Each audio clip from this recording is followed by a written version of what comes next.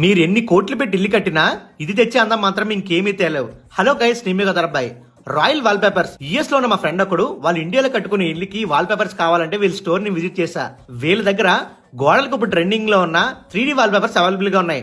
అది కూడా కొన్ని వందల డిజైన్స్, అది కూడా క్వాలిటీ ఎక్కడ కాంప్రమైజ్ కాకుండా ప్రైస్ చాలా రీజనబుల్ గా ఉన్నాయి.